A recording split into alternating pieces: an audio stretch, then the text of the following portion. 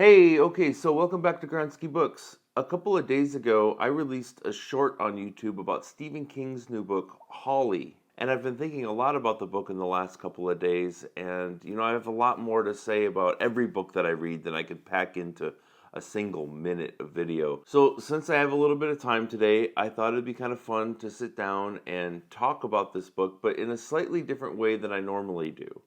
As some of you will know, if you've been watching this channel, I am in the process of moving house, so I'm very busy, and I'm supposed to be taking a break from this channel.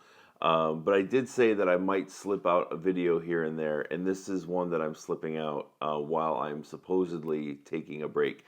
So this is going to be kind of an easier video for me to make, something that doesn't take quite as much time. And so I thought it would be fun to take out my iPad and scroll through Goodreads reviews and see what other people are saying about this book in the first week since it's been reviewed. There are about 187 reviews on this book so far, between 1, 2, 3, 4, and 5-star reviews, and I want to read a few of each of those, and then I want to add my 2 cents. My review of this book itself is pretty mixed, so I want to see if I can agree or disagree with, like, you know. So does that make sense? I'm going to read some reviews, and then I'm going to comment on those reviews, whether I agree with those takes or not. Okay? And while I'm doing that, I'm actually going to show you a shot of me packing up my bookshelves because I am moving. I am moving to a new house soon, and the first thing to get packed up was my bookshelves, and I did that. I did that yesterday. So here I am packing up my books, and I'm going to get started with these reviews. All right, so first things first, I will say that I have not read any of these reviews yet, so this is going to be my first time going through any of these.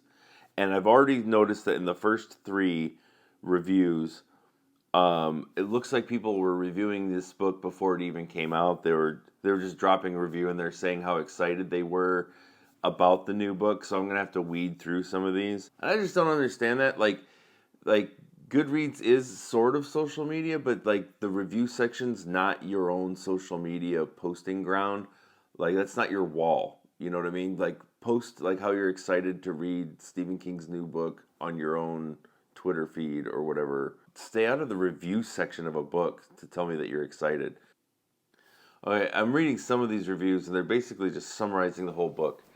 And I don't want to show those on the screen. Some people get very, very detailed in their reviews. And just a heads up here, there will be some spoilers in this review. I'm not going to spoil everything, but I will be discussing Holly and some of the other books that she was in, not in great detail, but with some details. I'm going to assume that you're at least familiar with some of the other books. I'm not going to shy away from minor spoilers here.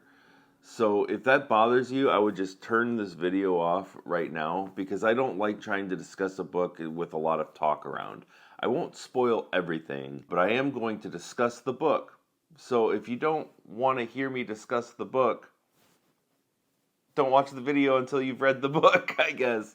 So, all right, don't say I didn't warn you. Okay, so the first review that I found here is a 5-star review from Nicole. And actually, she downgraded it immediately to a 4.5 stars. So she gave it 5 stars, but she downgraded it to 4.5. She says, the Bill Hodges trilogy is one of my favorite things King has ever written. Now, the Bill Hodges trilogy was Mr. Mercedes, Finders Keepers, and End of Watch. And I believe those books came out somewhere around 2015 to 2018, somewhere in there. If you haven't read those books, it features Bill Hodges, a private investigator in kind of this unnamed Midwestern big city. And the book kind of strikes, or the trilogy kind of strikes this interesting balance between the supernatural and the hyper real. And while Bill Hodges is the main character of these books for the most part, Holly Gibney does make her first appearance in Stephen King's work in these books as a side character. And she is like the daughter of a sister of one of the victims of a murderer that Bill Hodges is trying to catch.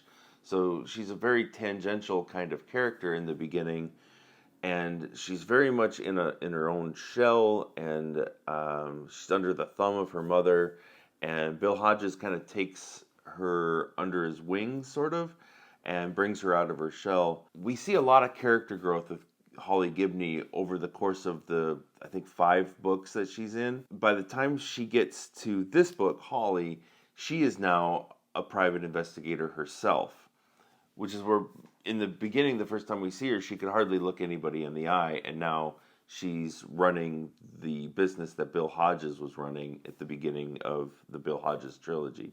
So some people have really taken to Holly Gibney, and Stephen King himself has said that he hasn't been able to let her go as a character. I'm not personally as sold on Holly Gibney as this great and memorable character. I don't really have any problems with her as a character, but when I found out that Holly Gibney was getting her own standalone book, I wasn't as excited as Nicole here was. I was kind of hoping that King's next book was going to be something new, something different, something outside of the same old world that he's been writing for the last several years. So, anyway, on with the review. Holly is one of the main reasons why I love that series so much. So when I found out she was getting her own full-length novel, I couldn't have been more excited. Was I disappointed? Definitely not. Holly is a grisly, dark detective novel. It's tight, it's compelling, and it's to the point. The opening chapter had me hooked from the very first word. The very first word. Let me go look what that first word is. I know I'm being a little pedantic by looking up what the very first word of the book is, but let's see. It's is the very first word of the book. It's an old city and no longer in very good shape. Anyway. But I also don't agree that it was tight. Nicole says that the book was tight, it's compelling, and it's to the point. It was not. It might have been compelling at certain points, but it was not tight. I think that Stephen King could have cut probably 50 pages from this 450-page book, mostly discussing stuff about the pandemic and the Trump administration and stuff that has nothing to do with anything else that was happening in the book. Maybe not 50 pages, but there were a lot of conversations and a lot of narrative time and a lot of internal thoughts, kind of a lot of time spent reflecting Stephen King's personal politics in this book. And that was the point that I was trying to make in the short that I put up on my channel, is that even though I don't disagree with Stephen King's politics, the inclusion of his politics in this book didn't add anything to the book, so I felt like they were unnecessary. Now, I don't have a problem with writers including their politics in their books. I don't have a problem with anybody, having a point to make and then making that point. I just feel like when you make a point, it should at least be relevant to the themes of your book, or it should advance the plot of your book. It should be relevant and germane to what the book you're writing is. I don't feel like Stephen King accomplished that at all. So in that way, this book was not tight. Now, as far as the narrative of the book goes and the actual plot points, I would agree with Nicole that the book was pretty tight. But once Stephen King set aside his politics and his opinions on COVID and masking, vaccinations, and all that, it was a tight book. It was tightly plotted, and it was compelling, and it was to the point. It didn't suffer some of the bloat that his previous books did. In previous days, this 450-page book might have been 650 pages with subplots and characters that didn't matter and stuff like that. So maybe that's what Nicole was talking about, that maybe she's got experience reading some other Stephen King books that suffered from Stephen King bloat. And it didn't have any of that. But there were a lot of digressions into politics that were needless and could have been cut out. All right. I very much enjoyed delving deeper into Holly's character and her wider relationships. Does she still have her quirks? Absolutely, but I don't find these as annoying as other people seem to. The plot of this book is excellent. It's a true classic detective story with a brutal, gripping storyline that hooked me until the dramatic close. The only reason I couldn't give this book a full 5-star rating was because of COVID.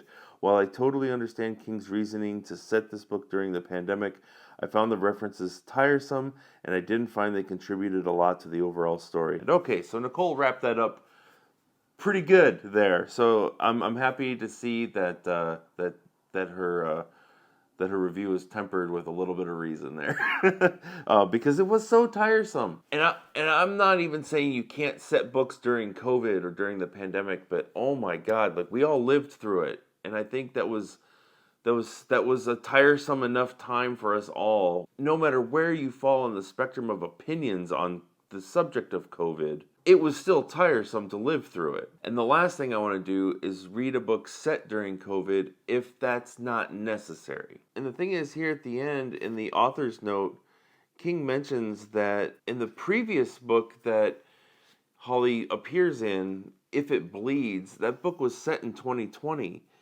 And it was written in 2019 before COVID appeared on the scene. So even though the book was set in the future at that point in 2020, so the pandemic didn't exist in If It Bleeds, even though it's set in 2020. So we go from a book set in 2020 with no pandemic to a book set in 2021 in the grips of the second year of the pandemic. And so there's an incongruity there. And I just wish that he had decided to make the creative choice that the universe of Bill Hodges and Holly Gibney was a universe in which COVID-19 never existed. Stephen King's got plenty of experience writing worlds and alternate universes. It would have been super easy for this one to just skip COVID-19. It would have immensely improved this book if he had done that. Okay, let's find a 4-star review. Let's go down the scale a little bit. Okay, so here's a 4-star review from Scott. I know there were several things discussed through the novel I didn't quite understand, not having read the Mercedes trilogy, but I quickly fell in love with Holly and her idiosyncrasy. Come on, Eric. Idiosyncrasies. Idiosyncrasies. Idiosyncrasies? Why can't I say that word now? Idiosyncrasies. You guys can make fun of me all you want. Why can't I say this word? Idiosyncrasies. Idiosyncrasies. All right, making me excited to go back and read more about her life and Finders Keepers. I thoroughly enjoyed the story and how it played out, including the ending. All the characters, including the antagonists, were well written and entertaining. Okay, so I don't want to say too much about the antagonists here.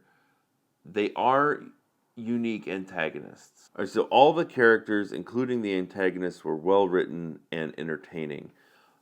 I will say that Stephen King has always been very good at writing characters. I thoroughly enjoyed the story and how it played out, including the ending. I did too. For a change, Stephen King stuck the ending. Not for a change, he sticks the ending sometimes. But it's kind of a known thing among constant readers that Stephen King has a hard time sticking that landing sometimes. That he's got these tremendous premises and a great build-up and a great cast of characters, and then it just falls apart. And sometimes that happens, and sometimes it doesn't, and so it's sort of a crapshoot. But this time, I felt like the ending was very satisfying. All right, so all the characters, including the antagonists, were well written and entertaining. And again, yeah, Stephen King writes good characters. I don't think that this book has any standout characters that I'm going to remember forever and ever. I mean, Holly Gibney, this is now the 5th time I've read her, so I'm not about to forget her anytime soon. But I don't think I'm going to remember any of these other characters in the book for very long. But they were good characters. And even the walk-on characters, the guy that runs the, what's it called? I forgot the name of it, but there's a little convenience store. And Holly goes and interviews him as a witness. And that guy was interesting. I liked him. And actually, one of the problems that I've had with some of Stephen King's recent books is that he hasn't been writing the youth of today very well. He used to write books about kids in the 50s and 60s and 70s really, really well. But I feel like more modern children in his more recent books are not written as well. But in this case, there are a few scenes with some younger kids, some young teenagers, and they didn't feel like they were sticking out like a sore thumb like in some previous books. So those characters were well written too. And as for the antagonists, they're a little different. They're not exactly what you're expecting from a book like this. And I don't know if I totally buy into it all, but it was sort of refreshing to see a different take on this sort of genre of crime thriller. And I will say that with one of them, as horrible and deplorable as these antagonists are, there was a moment where one of them is sort of suffering an affliction, and I started feeling sorry for him. Just for a minute. just for a minute. And I won't go into what that is, but maybe if you've read it, you'll know what I'm talking about. I won't spoil it, but like there's a scene where he's out walking away from home, and he's on his way back, and there's a moment where you feel like he might not make it back to his house, and the reason for that the reason why you feel like he might not make it back there, like I started feeling really sorry for him, and you realize like this is a serial killer. This is the villain of the book. This is an absolutely dark, heinous human being. But Stephen King is deft enough with these characters that he's still able to make him human just enough to make me care about his affliction. It was good. Okay. As for setting and time period, Holly takes place smack dab in the middle of the heated time for our country. King didn't seem to hold any opinions back about his views on any matters, political or otherwise.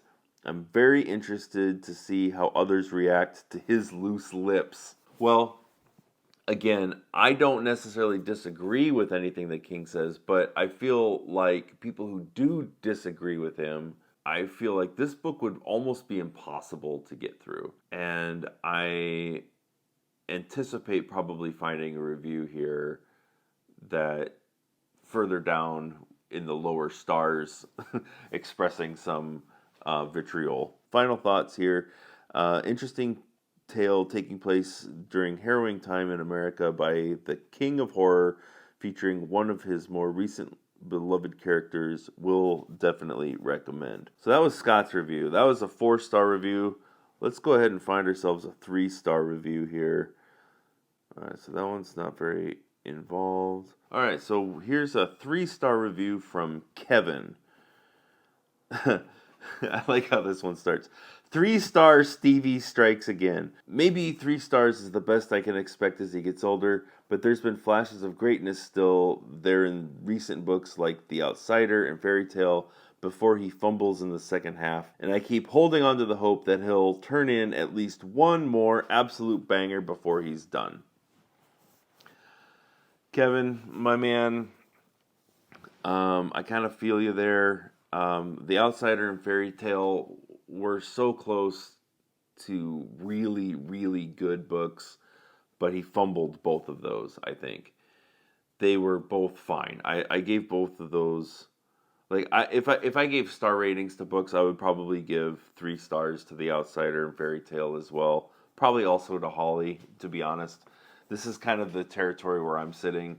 Like, he's still got it. You know, he's still Stephen King. He still has his premises. He still has his characters. But he's not making the same bold and innovative decisions with his stories that he used to make. And the writing just isn't at the same level. And it's led some of my friends to speculate as to whether or not he's even writing these books at all anymore, because it doesn't feel like him most of the time anymore. It the writing has taken on a different feeling. I don't know if that's true, but I had one. At one point I was thinking, it's like, well, he's getting older. You know, you change over time, right? You change over time. But I just finished reading Stella Maris by Cormac McCarthy, and I don't remember how many 80s of years old he was, but very old. It was the last book that he wrote, and it is not lacking in prose. He's older than Stephen King, and he didn't let off the gas at all. I don't think that just because he's older, he gets a pass for letting off the gas on his prose. So, yeah, 3-star Stevie is a pretty good nickname for Stephen King. So, I agree with Kevin on that one. Okay, so unfortunately, this book was just kind of fine the whole time. Holly is Holly, who I do like, but I'm kind of over it at this point. The main idea behind the book is good, I guess, but it would have been better if it was a real mystery. Instead, we get POVs with the antagonists, so you know who done it the whole time. Now, I don't agree with that. I don't mind that portions of the book are set with the victims and the killers, and portions of the book are set with the investigators. I don't mind that it's not a proper mystery. It's still a mystery for Holly, and it's just a procedural thing on how she gets there. And so that's the tension that's built up.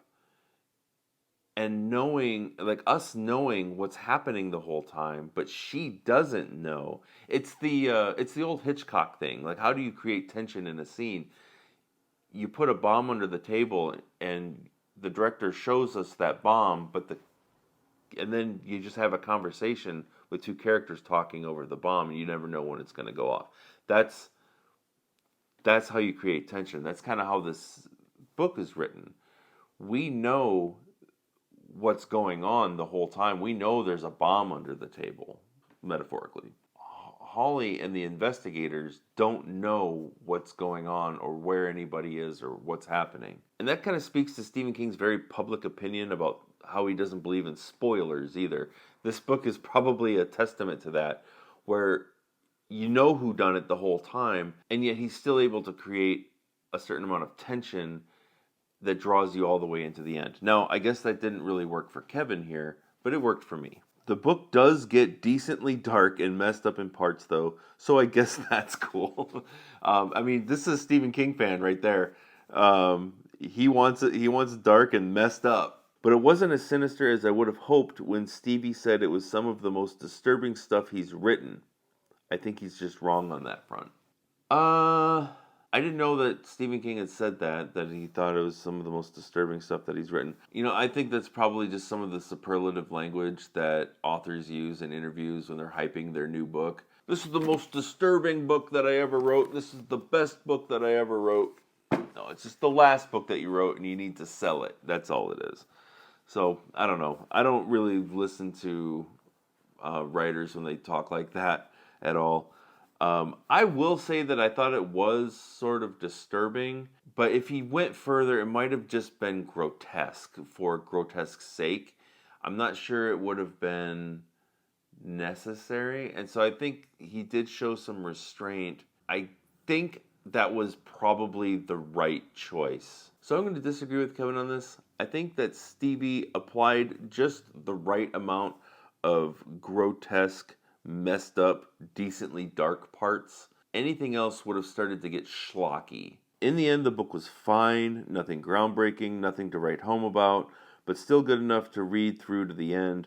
I can only hope we don't see any more Holly books. Kevin, you and me both, buddy. I don't want to see any more Holly books either. I have a feeling we're going to, though. Okay, so then moving down the scale, we are going to go down to find a 2-star review. There aren't very many 2-star reviews, so it might take me a while to find a 2-star review with a write-up. There are more 1-star reviews. Alright, so here's a 2-star review from Shane.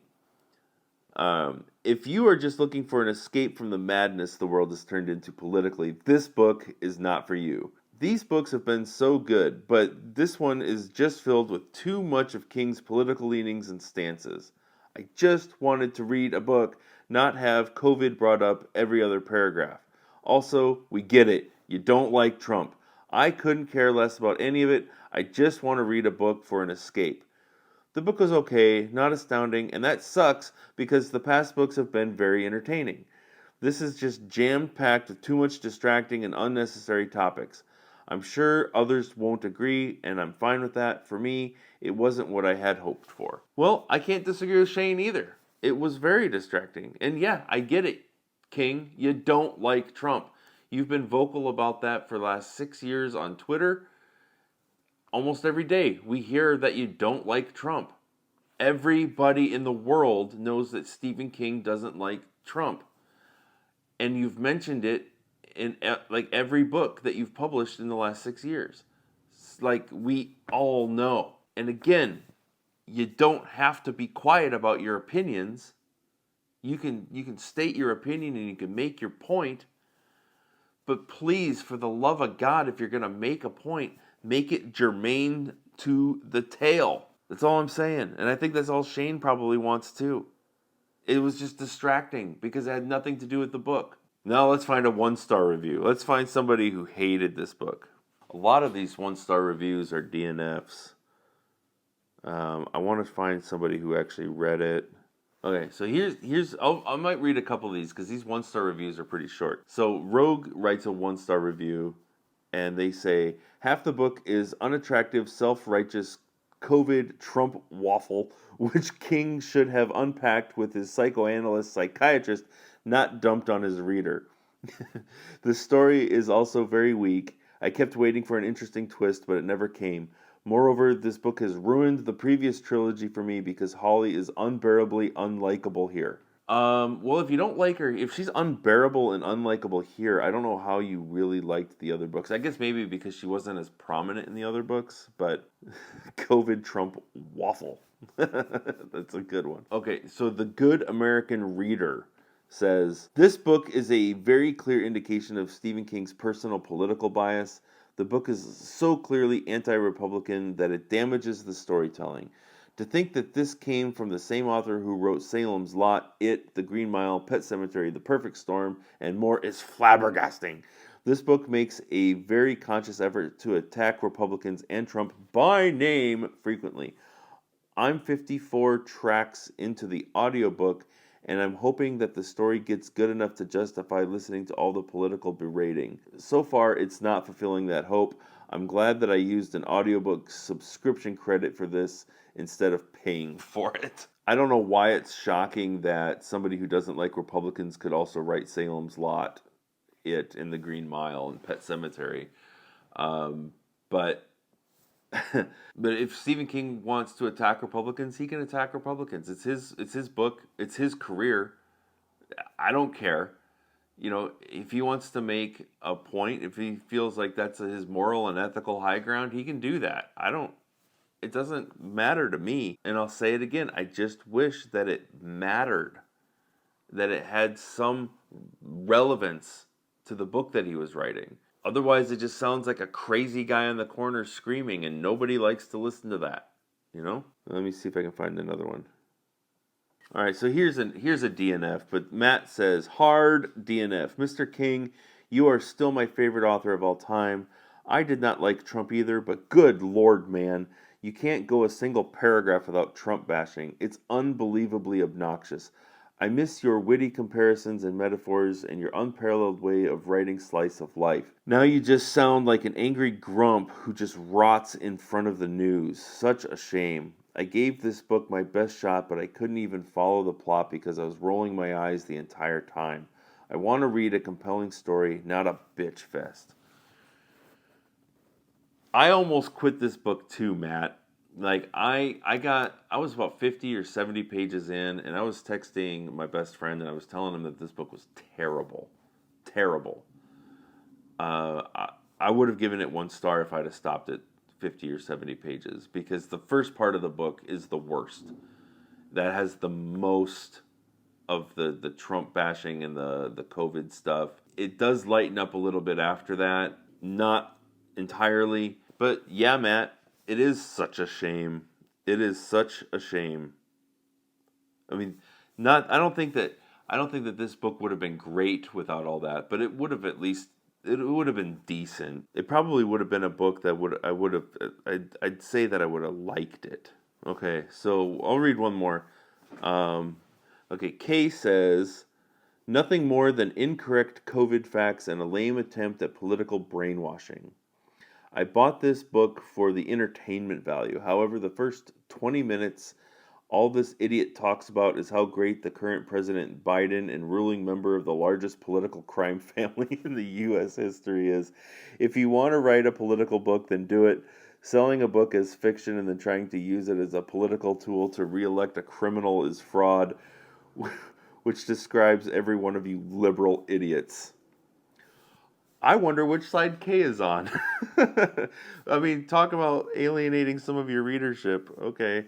Well, Kay obviously is not a fan of the Biden administration. All right, one more. I'll do one more. Anna says, I have been reading Stephen King books since I was 11 years old.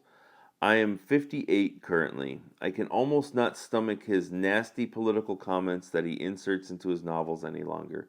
By chapter 3, his hate for fellow Americans and his virtue signaling was in full speed. I think it's time to say goodbye to Stephen King. In the end, people will only remember his crazy. I've been reading Stephen King since I was probably 12 or 13, so about the same.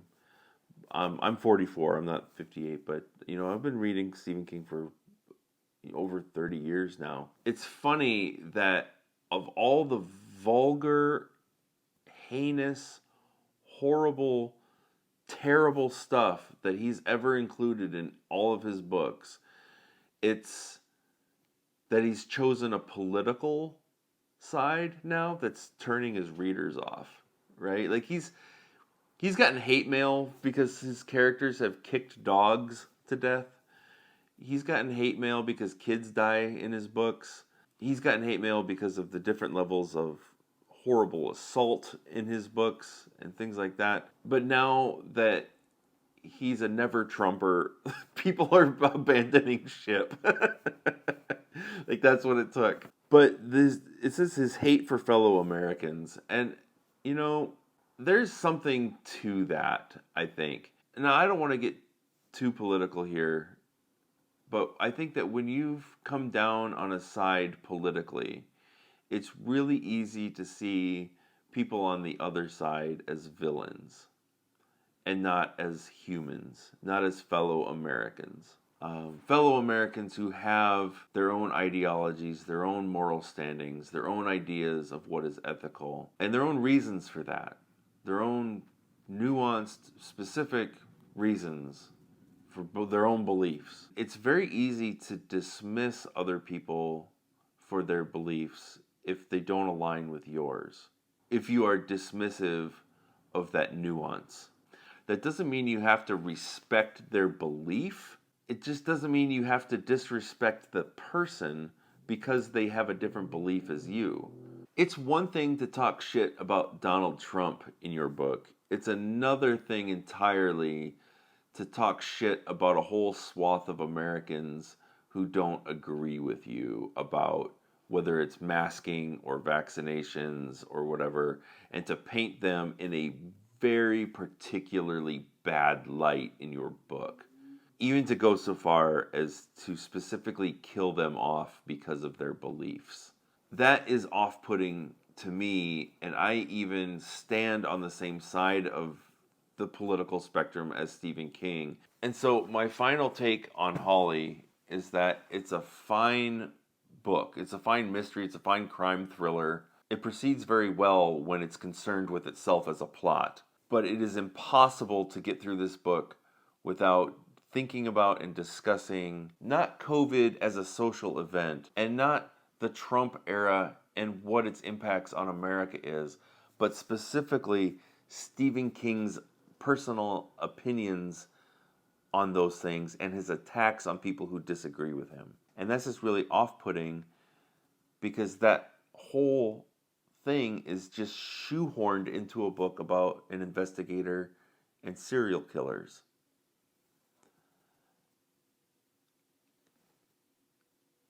So what's the point?